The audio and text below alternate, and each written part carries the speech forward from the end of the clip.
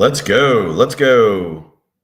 It is mid-March, March 15th, right now, 2024. And we're going to be covering some really interesting things today. We're going to be covering as is, whether to fix it or sell it as is. We're going to cover what are the pluses and minuses of doing that, right? So we're going to be looking at that in a minute.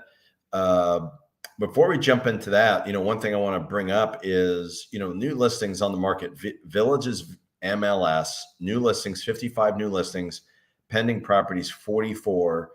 And I'm seeing we've seen this the last couple of weeks, we've seen this. And that you can actually look at some of the videos that we've done before. There's some real helpful stuff, by the way. If you haven't looked at some of the things that we've put out there on the Realty Executives in the Villages channel here, please subscribe so you can be notified anytime a video goes out, because whether you're selling now or buying now, or buying or selling in 3 years or 5 years, of really good information about some tips. And I'm not just talking about plant shrubs so your house looks good, some real things that really matter, that can save you a lot of money, and maybe more importantly, save you a lot of heartache as well. So be looking out for that. And if you think this is going to help, this particular video would help anybody that just share it to that particular person. That'd be fabulous. Maybe on your Facebook page or whatever you want to do. That'd be great. Super appreciate that. Glenn Stein, Realty Executives here, owner broker. If you haven't watched this before, of Realty Executives in the Villages. So let's jump into it. Last couple of weeks, we've noticed inventory go up a little bit. We were on probably a 5 to 6 week stretch where inventory was going down, and now it seems to be going up again.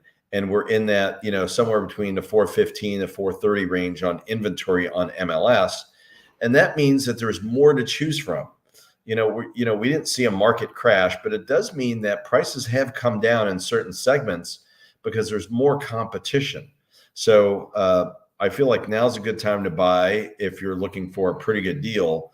And if you want a better deal, maybe you'll wait. And it's hard to say what'll happen. You want a better deal. I'd say if timing was right, I'd maybe come in June or July of this year when it's really hot, and you might get a better deal. We'll see what happens with inventory, but pay attention. I'll give you the reports on how much inventory there is, and that tells you which way the market is going, up or down, or sideways, that type of thing. But let's jump into, is it better to fix it? Is it better to, sell it as is?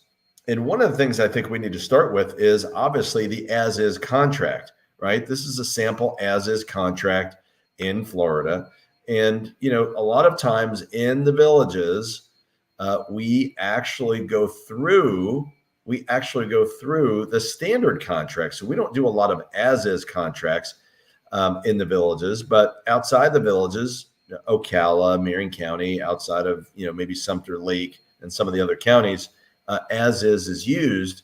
And I think it's used because that's what the brokerages and the real estate companies tend to push on people, because it's less liability. Right. And basically the as-is contract, I don't know that there's one better than another. It just depends on what you're trying to accomplish, right? The as-is contract is really good for people who, they don't want to fix anything and don't want to do anything at all, and are basically telling the buyers, you're on your own on this. But what sellers don't realize is that with the as-is contract, it gives the buyers a bigger out. So the buyers can actually walk during the due diligence period, and that's, up for negotiations, 5, 10, 15 days. And they could just walk away from the contract with no obligation and legal rights to their escrow money. And that's, pretty much the case, pretty much for almost any reason. So, and I think that's okay for many people, but sellers need to understand that. I think it's one thing that sellers need to understand about the as-is contract. But, we're really talking about if you're faced with the decision of, I've got, maybe my carpet is 15 years old, it's worn, and I'm seeing paint chips and it doesn't look as great. It's not a new shiny penny. It's not the new car. It's not a new house. and it probably could use a nice coat of paint or some new flooring, and maybe a new set of appliances. Maybe that's the thing, a little outdated, and maybe there's some countertop issues or cabinet issues. So what do you do? What do you do in this case? Now, sellers sometimes say, you know what, let's leave it up to the buyer. Leave it up to the buyer. Let them decide. They know what colors they want. They know what they really want. They'll pick it. And that's okay. But what I'm noticing, especially in the villages, is that people remember that the demographic we're dealing with has been through a lot of different things. And they don't necessarily want to retire or have to worry about buying things and going to the store and shopping. Most people end users prefer things that are ready to go, move in ready, don't have to do anything. Just bring my toothbrush. Even turnkey properties. A lot of buyers like turnkey properties. It's probably another video I need to do is, should you sell your home turnkey or not? But in this case, the decision is going to come down to this. One, do you want to have to go through the process as a seller in, hiring contractors? Many times, realty executives will help you find contractors and vendors that will do things, a painter and cleaners and carpet flooring people and cabinet makers and, countertop people, that type of thing. We have access to those people. So we can assist with that. But let's say you don't want to go down that route and you think it's just going to be a pain. Then maybe selling it as is would work. If you're not worried about, making more money out of your home, because what tends to happen is when your home is not up to snuff, it tends to attract, and especially in today's marketplace, where I just told you, look, more inventory. And if you're just jumping in now, watch the beginning of this, I'm talking about inventory going up. That being the case, then you've got more competition, which means the prettiest homes are going to sell first and for more money.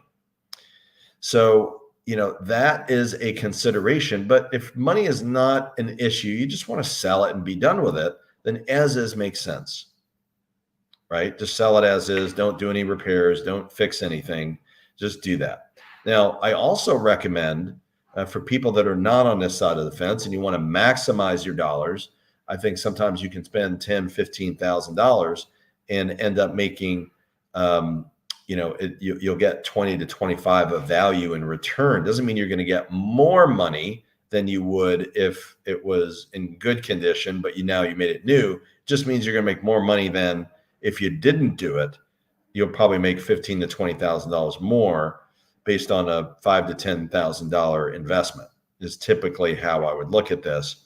Typically, you can make more money if you pretty it up and maybe even some landscaping and some flowers and shrubbery. People like that, a nice painting in the background or in the room, staging it, making it look pretty, usually gives you more money. Okay. But it does take more time and it takes an effort. And I wouldn't say there's a risk. I think a lot of people feel like it's a risk. I'm not sure if I'm going to get my money back, but I know people feel that way, like putting out money to sell your home sometimes could be like, or if you don't have the money, then you might just have to sell it as is and go from there. If you have questions about this, my number is on the screen because I do get some questions on this occasionally, 352-572-3796 for sure. But consider both aspects. Make sure that when you're interviewing us as your listing agents, that you are asking us, what should we do? And what are the pros and cons? What do you think the expenses are? How much more money do you think I can make by listing my home with a little bit of upgrade? Maybe I'm going to do this, or this, and pick neutral colors. I've never seen anybody complain that your home is white or gray or beige or something neutral. Buyers don't usually complain about that. It's not a thing. It's like, oh, and if it is a thing, it doesn't keep them from buying. So keep in mind those things. Also keep in mind today, because we are seeing inventory going up, I think your answer might be a little bit different than what we saw 3-4 years ago when inventory was going down dramatically and everything was selling. So with that, hope everybody has a great weekend. Happy St. Patty's Day. I think that's coming up soon. and enjoy the great weather around the country.